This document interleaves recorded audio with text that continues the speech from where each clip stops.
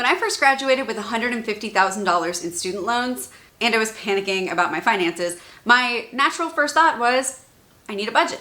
A budget is just a financial plan for a specified period of time. But a critical part of that plan is actually knowing what you spend. Because if you don't have a realistic picture of that, your budget is not going to be grounded in reality. That's why before you create a budget, your first step has to be tracking your expenses, because you will learn so much about yourself and your finances. Also, if you're new here, my name is Nikki, and my channel is all about how to enrich your life by changing the way you think about your finances, your home life, and your career. When I graduated, money was tight. I had a really high salary, but I had almost $1,300 a month in student loan minimums. I was doing at the time what I thought was everything I could to cut expenses because I was looking for discounts and doing things like couponing. So if you're not familiar, big couponers will follow sales at the grocery stores. They'll use coupons from a lot of different places to stack on top of each other and get really good discounts. And the idea is you buy stuff sometimes in bulk, that way you have an inventory of things when you need it.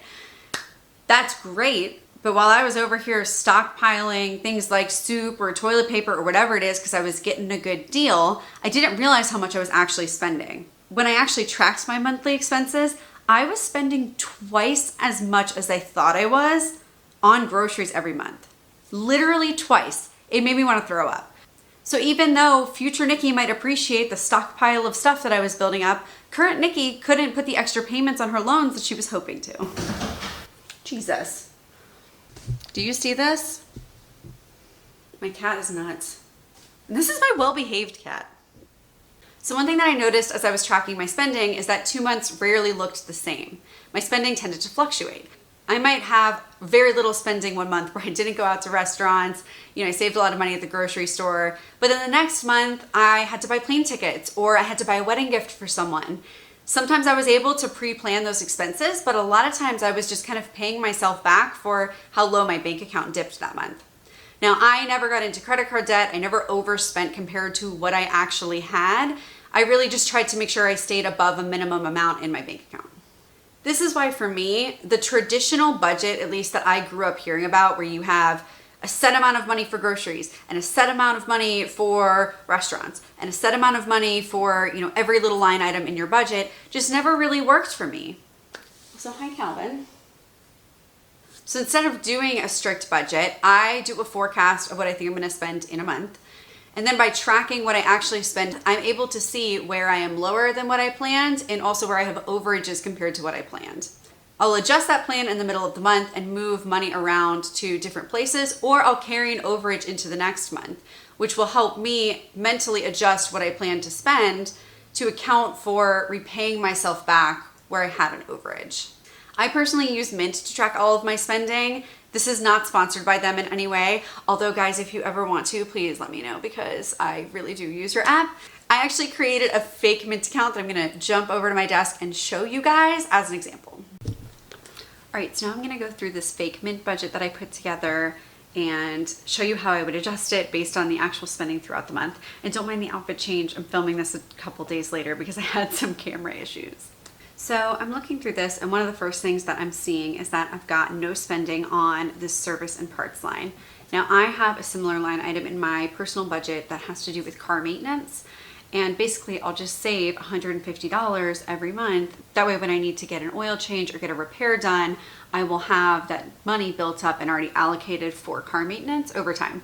If I hover over this line item, you can see that I'm $0 over as of last month. Now, if I had actually had this created in March and not spent anything, it would say I've got $150 from the past month and $150 for this month for a total of $300 available to spend on that line item. Again, if I continue to not spend in that area, it's just going to accrue over time, and I'm basically going to be saving that money in my bank account, but again, it's allocated for a specific thing. That's how I start to help myself plan ahead for expenses that I know are coming. So I'll do something similar personally with my gift budget. I'll just allocate a certain amount of money throughout the year, and that's going to be my savings for eventual Christmas presents, wedding gifts, and I also do things like donations to my favorite charities out of that line item. Now I'm going to scroll down here to the very bottom where I've got a vacation line item that is over budget. So in my hypothetical example here, I bought $618 worth of flights. I only had $200 allocated for this. So I'm $418 over. So if I do absolutely nothing with this vacation line item, then next month it will show us $418 over. And then the month after that, it would show $18 over because again, I've allocated $200 every month. And that's fine. It's basically like paying myself back over time. But what I'm actually gonna do instead is something I do all the time, which is see if there's things that I'm saving up for that I don't necessarily have to save more for right now and move that money around to pay off the thing that's over. So as an example, I've got this line item up here for furnishings. I've got $250 allocated. Maybe I'm like saving up to buy bar stools or something, I don't know. But I don't need to buy them this month. So what I'm gonna do instead is I'm gonna edit this for this month, change that to 0.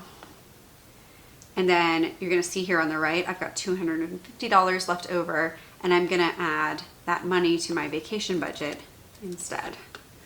So now I'm just a little closer to this being paid off. It's still gonna roll over to the next month, but I'm only $168 over for the next month instead. And so that $200 that I would have normally allocated is gonna pay it off. Another area where I may want to do that kind of proactively is if I want to make an extra payment on my student loans. So in this example, I've allocated $900 and I've spent $900 on those in this month. But this amusement line item, I don't tend to use very often. And so maybe I'll wipe this out and make the space for an extra loan payment. So we change this to $950. So again, it's just moving a little bit of money around, but it's just making you more conscious of where you're not spending money and where you're allocating that money instead.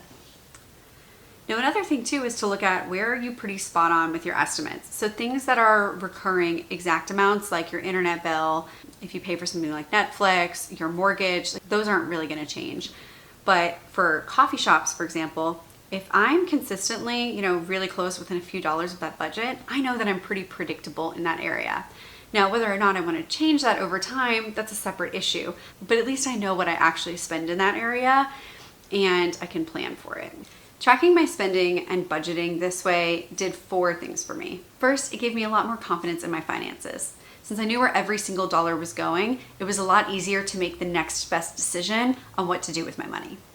So second, it allowed me to reduce my guilt about large purchases. I know that I want to spend a lot of money on things like vacations, and this gives me a system for how to account for that spending and know that things are going to be okay. So third, it allowed me to get really systematic with my investments. I treat investments as a set recurring expense, just like I would with my mortgage. It forces me to never miss an opportunity to invest, so I'm always putting money into the market regardless of how it's doing. Fourth, back when I was paying off my student loans, it gave me a lot more excitement about actually paying them off. So I would see those little opportunities where I underspent in a certain area and I was able to throw that money at my loans, and I really started to see a lot of progress. So did I end up with a budget? Of course I did, but it's grounded in my personal reality, and that's why it works so well for me. So if you're trying to get started with budgeting, please, please, please track your expenses first. You will learn so much about yourself and your habits. If you liked this video, check out this next one all about how I got started investing.